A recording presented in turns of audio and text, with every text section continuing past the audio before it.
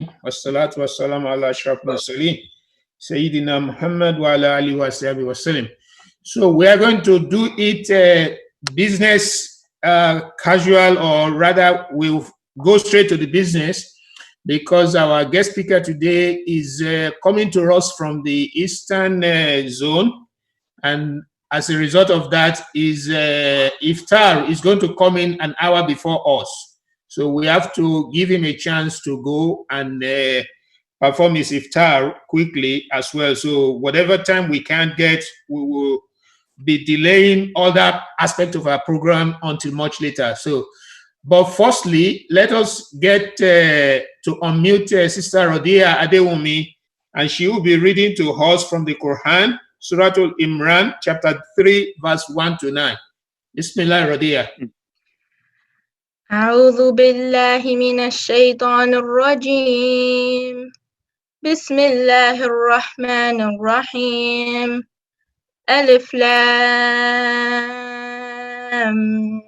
ميم.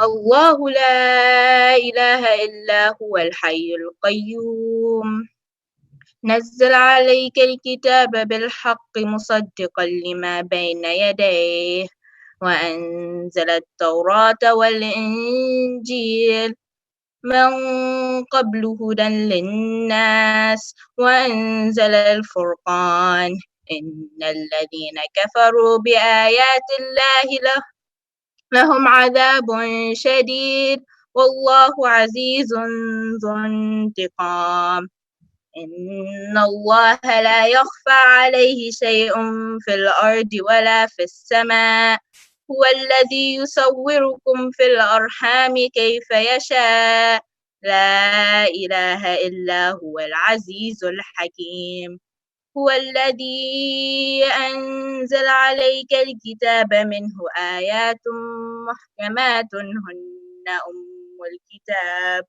هن أم الكتاب وأخر متشابهات فأما الذين في قلوبهم زيغ فيتبعون ما تشابه منه ابتغاء الفتنة وابتغاء تأويله وما يعلم تأويله إلا الله والراسخون في العلم يقولون آمنا به كل من عند ربنا وما يذكر إلا أولي الألباب ربنا لا تزغ قلوبنا بعد إذ هديتنا وهب لنا من لدنك رحمة إنك أنت الوهاب ربنا إنك جامع الناس ليوم لا ريب فيه إن الله لا يخلف الميعاد صدق الله العظيم. Takbir. Alhamdulillah, Rabbil Alameen. We thank you, Sister Rodia. May Almighty Allah be pleased with you and be pleased with all of us.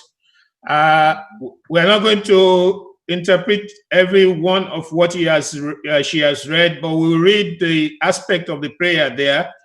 It says, "Our Lord, do not let our hearts deviate after you have guided us. Grant us your mercy, you are the ever giving.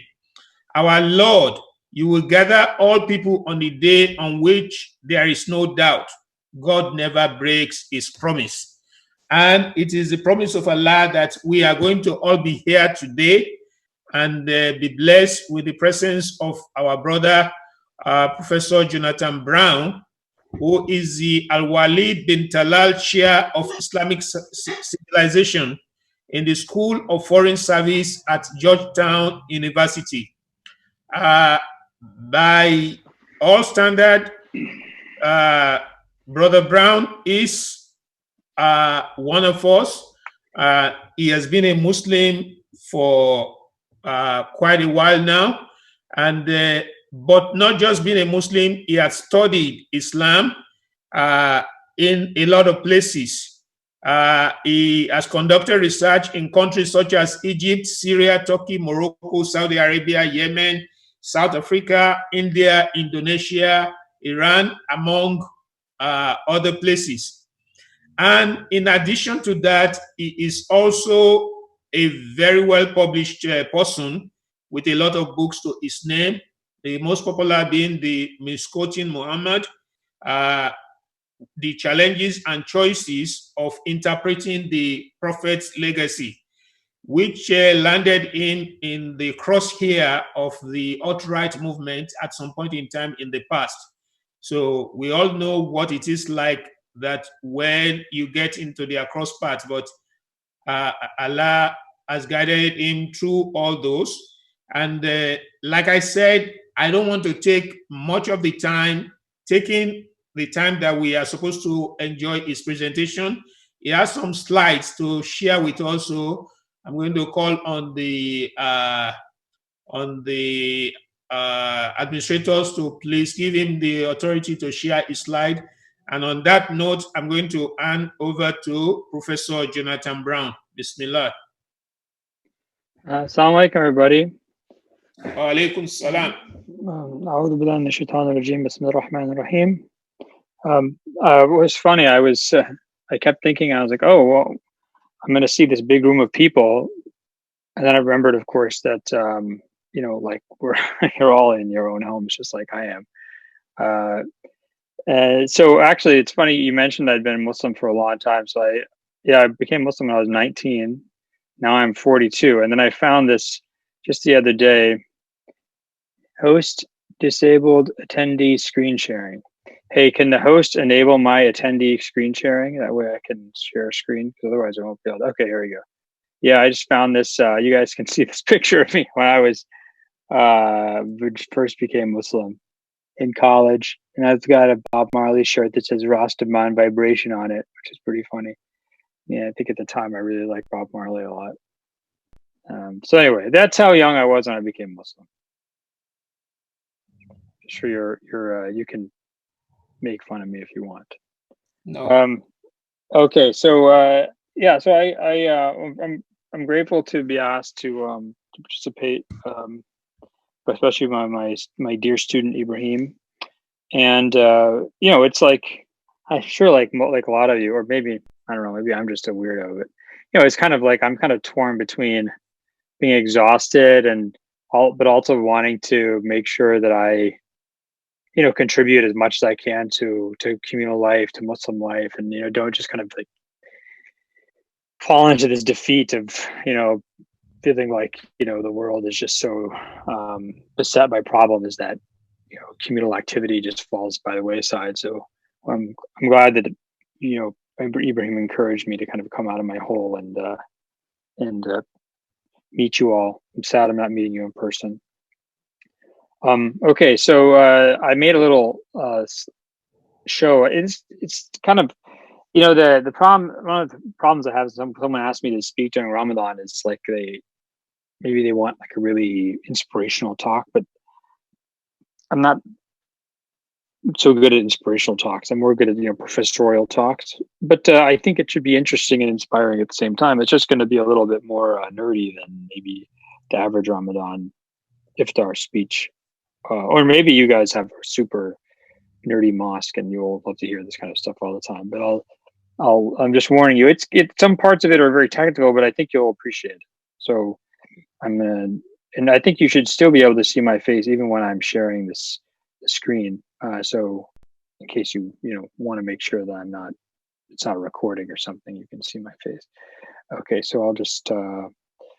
You guys can all see this now, right? So fake news in Islam in the age of coronavirus. And you say, oh, so this, even my kids now have heard the phrase in the age of corona so many times that my 5-year-old came and said, in the age of corona.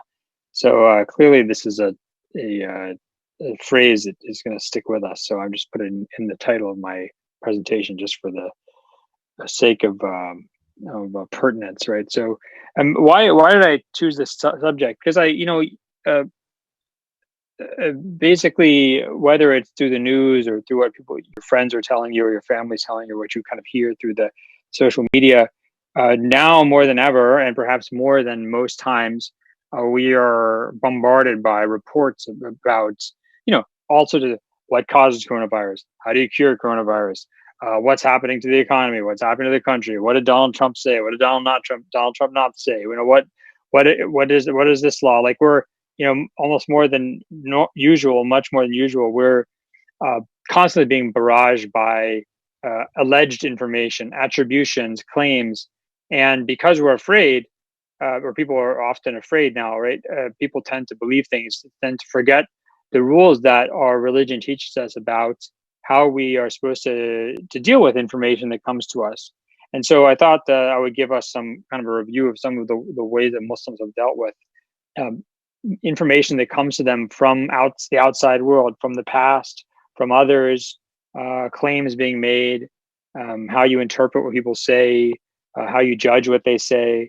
And so I thought that would be a useful thing for us to do. The first thing, this is, you know, now like maybe, you know, 2 years old, but it's a really good example, and it kind of involves a Muslim community. This is by a scholar and a journalist I like a lot, and I think a real kind of hero in terms of standing up for civil liberties and kind of rule of law, especially in times when people are upset. And actually, Ron Paul is from Houston or Dallas. Anyone remember? Remember Ron Paul, Congressman Ron Paul?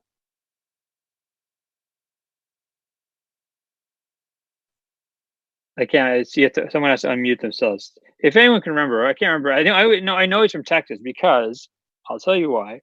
I was on the airplane flying to either Dallas or Houston, and it was on U.S. Airways. Remember U.S. Airways? It got kind of absorbed into United in the early 2010s, and I was seated in the same row as Ron Paul, and so it was a tiny little plane, and so I was talking to him. And it was right around the time that the verdict against Chelsea Manning had come out. You know, the person who had given the WikiLeaks information, and it was clear that this verdict was like meant to like get revenge on this person, and it wasn't just kind of suitable to the crime that they committed. And I remember talking to Ron Paul about this on the airplane, and then walking out of the airplane together. And he said something I thought was really interesting. He said, a law, the time when we need the law is when people are upset. So you don't, if people are not upset, people are not afraid, you don't really, the law doesn't really need to restrain you very much because, everyone's sort of being reasonable. But it's at precisely those moments that people are afraid, that people are upset and angry, or they want to blame somebody or take revenge on somebody, right? That's when we have to affirm our commitment to the rule of law, because that's when the law saves us from our worst inclinations. So anyway, this is about the San Bernardino shooter. You guys remember this a couple of years ago? It was 2015 or something. And no, sorry, this is not. This is about the Pulse nightclub shooting in Orlando, Florida. And remember when that happened? There was a lot of stuff in the news. Almost every news outlet said that the shooter, this guy Omar Mateen, was had targeted this nightclub because it was a gay nightclub, and that he was driven by this homophobic teachings of Islam and things like that. And this was just completely routinely accepted in every major news outlet that I know of, and even the ones who were being critical said, "Oh, well, this is certainly part of the case." That he was, motivated by kind of an anti-gay agenda. And what Glenn Greenwald did is he just followed the trial, and it came out in the trial, and it wasn't even contested by the government, so this was admitted by everybody, that actually this had not been part of his motivation, that he had just this nightclub was the closest club to where he was. He just sort of put in search on the Google Maps for nightclub, and he went to another place, had too heavy security, couldn't get in, and then he went to the next closest one, which was this one. And so, in fact, this thing that all the media had just assumed was true, that no one was questioning, that everyone had taken to be a received point of inquiry, actually was not true. That in fact he had not picked this nightclub because it was a gay nightclub. Another thing that actually came out in the course of this trial was that and in fact the judge got angry at the FBI and got angry at the prosecution, which is very rare. Is that they had not divulged crucial information. So they in the trial. So what? Not only did the government, of course, so the gunman himself was killed, but this all took place in the trial of his wife. So his wife was accused of being like kind of his accomplice. And she was accused of that she had gone and like with him to scope out the nightclub and all this stuff. And the FBI on the stand in the trial admitted, actually, we know from her cell phone data, she was never anywhere near the nightclub. She never did this. So, you really have to follow up and confirm information. You don't just assume that because everybody's saying it, even the media, just because all the media is saying it, doesn't necessarily mean it's true. You have to dig deeper and find out if things are really true or not. Try and find more reliable sources. And this is a tradition that goes back in Islam to the beginning of the tradition, right? It's called tathabbut here. You can see tathabbut is seeking firmness, confirmation. And Muslim scholars would do what's called muqabalat al-asl bil-fara, right? Which is that when you, let's say you copy a book or you copy a hadith or you, back before printing presses, right? If you wanted a copy of a book, you had to make a copy of it or have someone make a copy of it for you. You would take the new book and the new copy and you would read it and compare it to the original and make sure that they were in fact identical. So there was this obsessive commitment on the part of Muslim scholars to make sure that whenever they copied a book or took a piece of information, that in fact they confirmed that it was accurate with the source that it was taken from. Okay, and this is an extremely basic principle from all of Islamic scholarship. Whether it's the reading of the Quran, so qira'at al-Quran, how do we have the different narrations of the readings of the Quran? How do we have the text of the Quran? How do we have the text of the hadith? How do we have the tradition of law? How do we have tradition of theology? How do we have the tradition of Sufism, right? So everything in Islam depends on the isnad. Isnad is a chain of transmission. So everything in our religion, all of our law, all of our theology, all of our knowledge of Quran, of hadith, of the sunnah of the Prophet, it all goes back through unbroken chains of transmission to the source, to God and the Prophet. And this is very important. And Ibn al-Mubarak, Abdullah ibn al-Mubarak, who was an extremely influential early Muslim scholar, his mother was Persian. His father was actually a Turkish slave. And he became one of the most influential scholars of his day. He's from northeastern Iran. And he said a very famous saying, which you'll see in almost any book of hadith, al-isnad min ad-din, law la al-isnad laqal man yasha ma yasha. The isnad is part of the religion. If not for the isnad, whoever wanted would say whatever they wanted. And this is, and when you think about, sometimes we think, oh, the isnad is just like some hadith thing or Islamic thing, and how does that help me in my regular life? Actually, think about this. Anything that you do not personally witness, so anything you do not see or hear with your own eyes or ears, anything that you do not personally experience, you are getting through an isnad. You're getting through some intermediary chain of transmission. That might be a book. It might be another person telling you. It might be a video. It might be an audio recording, right? It might be something you're reading. Everything that is not directly experienced by one of us comes to us through an isnad. So always we have to be asking the question, what is this medium through which this information is coming to me? Is it reliable? Is it reliable? Do I know where this information is coming from? Do I know who is bringing it to me? Has it been reliably transmitted? Right?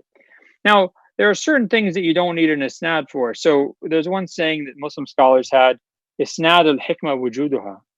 The isnad of wisdom is its existence. So this kind of thing, like if somebody says that,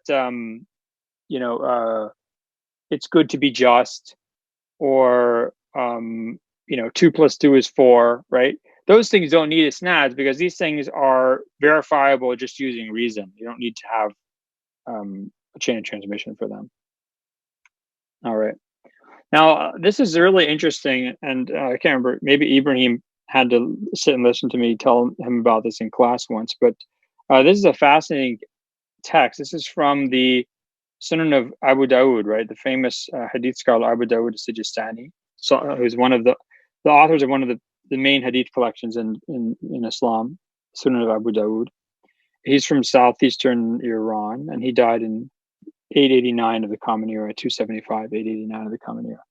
So this is very interesting. He says, Qala Abu Dawud, so Abu Dawud saying, وجدت في كتابي عن شيبان ولم أسمعه منه فحدثناه أبو بكر صاحب لنا ثقة قال حدثنا شيبان قال حدثنا Muhammad يعني ibn Rashid. And then he gives his transmission to the hadith that he's quoting from the Prophet. Now this is really interesting. What happened? This just shows you how careful these scholars were. So in this case, A is Abu Dawood and C is this guy Shayban. Okay, so the hadith comes through a chain transmission to Shayban, to C. And Abu Dawood says, who's A, he says, I saw in my book, so I have a book, notes I'd taken. I saw that I had this hadith, right, that I'd written down from the book of C. So he had gotten C's book and he copied it. But this is very important. C didn't literally get and read to him and say, I read you what's in my book. Abu Dawud had only seen it written in his book. He hadn't heard him read it out loud and transmit it directly to Abu Dawud. So for Abu Dawud, that means he can't transmit it. It's not reliable enough. It's not good enough. You just find something written down. You have to have the author of that book you found. You have to have that author read it out loud to you so you know you're understanding it properly, right?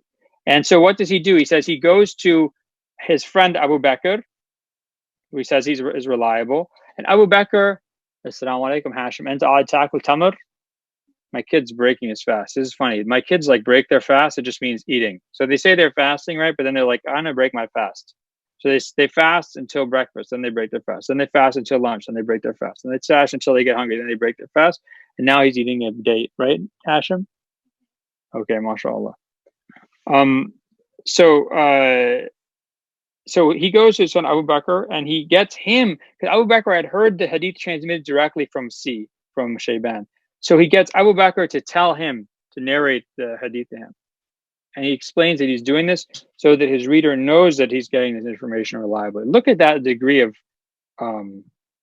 exactitude. Look at that rigor. It's so impressive.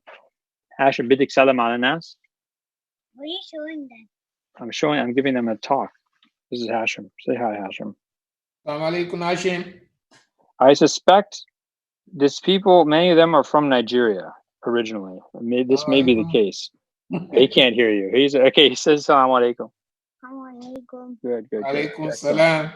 Excellent. Okay.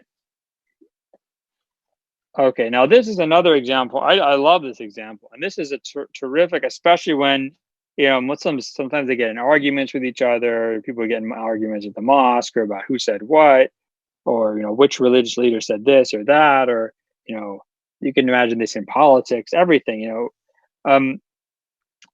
So this is a great example. This is from Bakr bin Qutayba. Bakr bin Qutayba was the chief judge of Fustat. Fustat was what Cairo, before Cairo was built, the city that was there before was called Fustat. It was founded by the Muslims when they entered Egypt. And so he was the chief judge there. He died in 884 of the Common Era. And he was appointed, he was originally from Baghdad, but he was appointed by the Caliph to be the chief judge there in Fustat, in Cairo. This report says that he was very knowledgeable about and a good debater.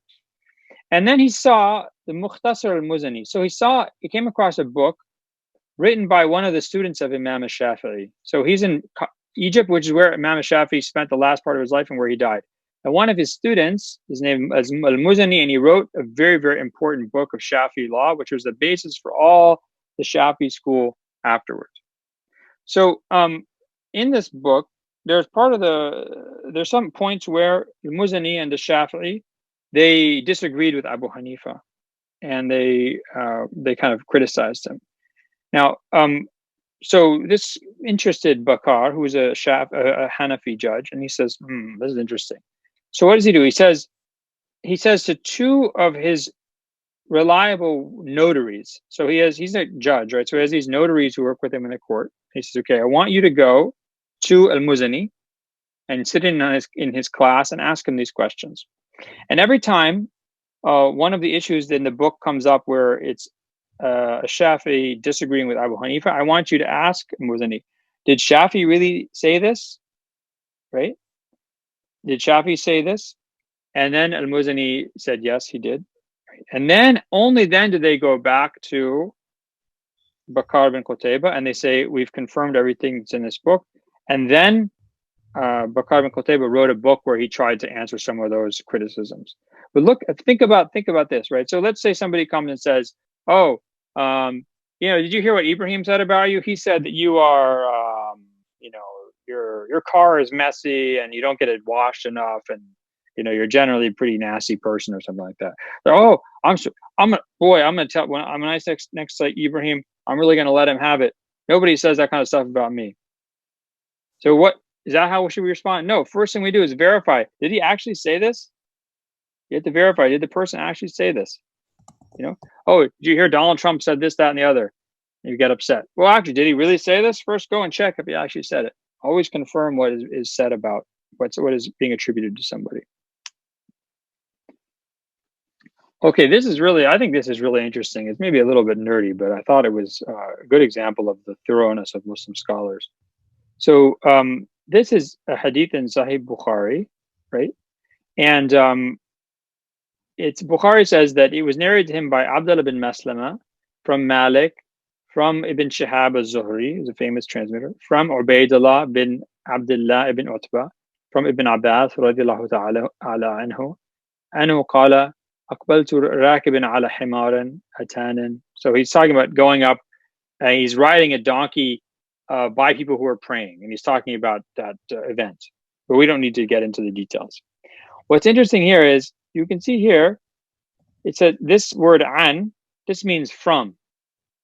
From can mean like you heard directly from them, like they told you person to person, or from could mean according to. So I could say, from Shakespeare. I never met Shakespeare, but from can just mean anybody. You don't have to have met them. You don't have to read. You can just, maybe I read it in one of Shakespeare's books. So this is very interesting, and you see what Bukhari does in his book, and in his Sahih, he gives many versions of this hadith, and they all have basically the same meaning. But why does he give you multiple versions? Well, look at this. So here, right? In this one here, he says, Ibn Shihab said, "Haddathani Ubaidullah bin Abdullah," right? And Abdullah ibn Abbas akhbarahu. This is very important. So Ibn Shihab az-Zuhri, up here in the first one you saw, he just says from. But in this version, Ibn Shihab az-Zuhri says, he told me directly. So he includes this version so that you know that in that chain of transmission, it's not just some guy said according to some other guy. No, that guy heard it directly from this person. And also here in this case, that Ubaidullah bin Abdullah bin Utbah, he heard it directly. He says, Abdullah ibn Abbas told me. So he told me directly. So by giving you different chains of transmission, Bukhari is letting you know that every link in that chain, in that isnad, in that chain of transmission, is actually a person meeting another person, hearing from them directly. And then this is just interesting, which is that in Sahih Muslim actually gives you one of the only instances you see in books of hadith where Malik, the famous scholar of Medina, he says directly that Ibn Shihab az-Zuhri, he narrated to me. So we know that they actually met each other, they narrated with one another, because Muslim gives us this evidence. Okay, so what is Bukhari doing in that case? He's making sure that at every point in that chain of transmission, you know that the person is actually met and heard that report from the person they claim to be getting it from. And this is actually, not as maybe not as obscure a concept as we might think, or obscure topic as we might think. People say, "Oh, well, why do I need this, person-to-person contact? I can watch a video or I can listen to a recording." But now they have software, which, if I can get enough recording of so-and-so's voice, this software can actually take that information and create speech, basically mimic speech, kind of like they do in Mission Impossible, when they're pretending to be somebody else, or they have those masks on. And some of the software now they have is you can, about 50% of the time, people can't tell that it's fake, right? So they can't tell the difference between the software manufacturing somebody saying something versus that person actually saying it, that person's actual voice. So we might have to rely much more on direct person-to-person verification of information and not just assume that the recordings are accurate. And there's another thing, and this is getting more and more common, right? Which is fake news. Deep fakes they're called, right? Where you actually have videos where you can you basically have the visual version of what I just said about audio faking, right? So you can kind of create video of somebody, even their lips moving, by getting enough data about how they move and what they look like, that you can create these. So I could actually create a video, let's say, of Donald Trump saying something crazy. Well, he does that normally, but even crazier with audio and video, and it might look completely reliable to us. So we actually need to kind of think about the Islamic tradition and its focus on verifying things by in-person contact and by direct witnessing as a way to deal with some of these ambiguities.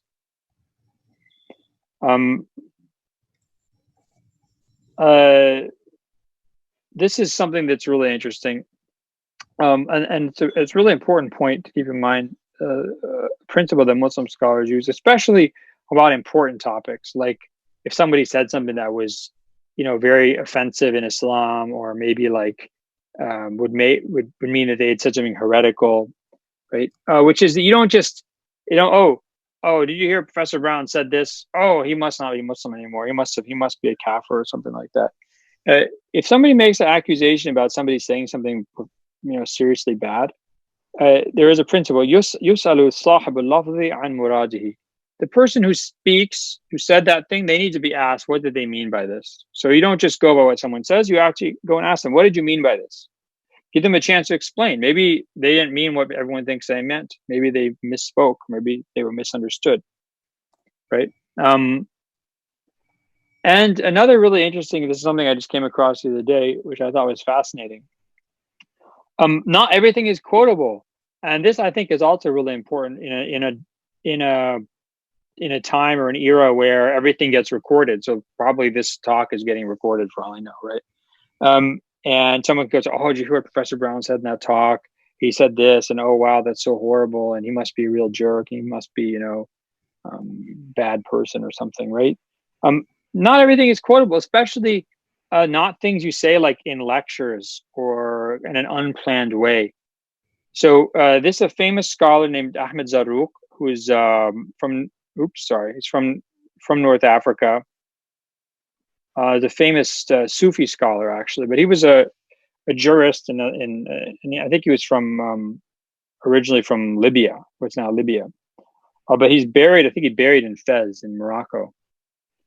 And he talks about how that a lot of books that are, someone said, oh, this person wrote a book, or this person wrote has a book.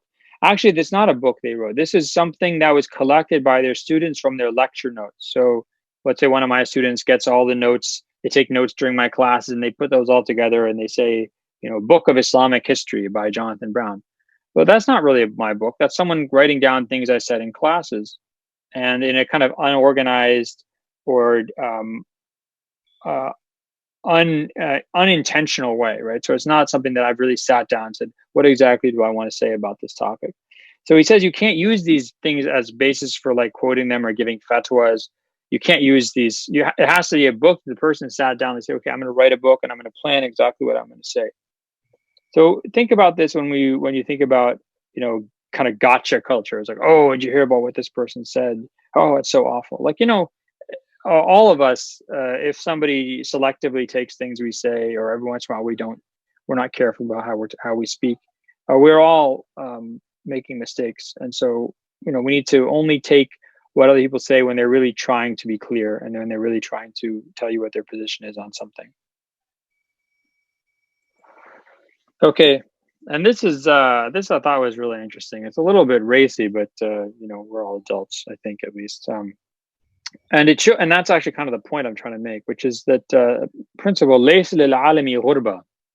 The scholar doesn't feel strange anywhere. The scholar should feel at home everywhere. A scholar should know how the people live, how merchants work, how taxi drivers work, how people working in restaurants live. So scholars have to go out and be part of the world and understand it, and always not be afraid to interact with aspects of society, because if you don't understand society, you don't know how to guide people, you don't know how to give them answers when they ask you like questions about fatwas, because you don't have any experience with real life. So this is a case I thought was really interesting. This is a scholar named Isa Tahmani, right? And he's visiting Khorasan, which is northeastern Iran, in 242, which is about 854, 855, 856 of the Common Era. So he visits that area, and he hears about this woman named Rahma bint Ibrahim. She's a very interesting woman. But we don't know anything about her except that she said that she had gone many years without eating or drinking because she received all the nourishment she needed in dreams. So she would get food and drink in dreams. And she wouldn't eat or drink like in normal or waking state. When she'd go to sleep, she'd have a dream, and in her dream, she would be given food and drink by like some kind of supernatural assistance. So he's really interested in that. He wants to go and he's a regular Muslim, hadith scholar and jurist, but he's very interested in this and he wants to verify it. So he goes and he talks to her and he discusses these things with her. And then he asks her another question. He says, listen, are all your needs met in your dreams? Like, human beings have other needs, not just for food, not just for drink, if you know what I'm talking about. Are all your needs met? And she says, yes, I get everything I need in the dreams. And when he asks that question, she says, like, aren't you embarrassed to ask that question? Aren't you, like, isn't it kind of disgraceful for you to ask that question? And Isa al-Tahmani says, his response, he says, Inni la'ali uhaddith an-nasa anki wa la budda an astaqsiya, right? He says, I'm going to go and tell people about you, and people are going to ask me questions. They're going to say, well, what about this? Did she get this in her dream? Did she get that in her dream? And I need to make sure that I get all the information. So you can imagine this is like a journalist who's going and making sure he asks or she asks all the tough questions, because part of their job is to provide their readers with the information that those readers want. So these are just a couple of examples of how Muslims in the past have dealt with the challenges of verifying information, how rigorous they were, how systematic they were about always making sure they verified things that they were told. They weren't kind of naive, they weren't gullible, and they understood that al-hukm far' an at-tasawwur, which means judgment about something is a product of your understanding of that thing. If you don't understand something, you won't be able to make a good judgment. If you don't verify information, you will make wrong conclusions. Even your brain, you might be really intelligent, we might have excellent ability to reason, but if the information that goes into that machine isn't verified, then the machine, even if it works perfectly, will give you a wrong result. So my advice to you and to myself, sometimes I don't follow these rules, is to think about the tradition that our scholars have given us and think about how they can help us in a time when there's lots of information and claims floating around that are sometimes easy to believe because people are afraid or confused. Okay, that being said, I would love to talk more with you all, but I need to go and help get iftar ready, because we're all at home and we all got to pull our weight these days. So I hope that I'll be able to meet you all in person, inshallah. And if any of you have any like specific questions about this, and you're like, oh, I really want to know what Professor Brown meant about this, that, or the other, and I want to ask him a question, then you can email me. I just wrote my email into the chat, brownj2@georgetown.edu. Email me and say, I was in the group that you talked to in Houston, and I have such and such a question. Okay. Assalamu alaikum wa rahmatullah. Enjoy your iftar, and inshallah I'll see you all in the future. Wa alaikum assalam wa rahmatullahi wa barakatuh. Thank you, Professor Brown. And it was also nice to meet with your son. We all grew up at his age, and we also fasted like he is fasting. So when we were younger, we fast about 4 times in a day. And then when we grew up older, it started getting broken into twice in a day. So we wish him all the best, and we thank you for coming with us. So inshallah, we hope to have you with us at some other time when we'll be able to interact with you a little bit more. But Inshallah. so we now know what you are into, and we will find a way to tap into your wealth of knowledge.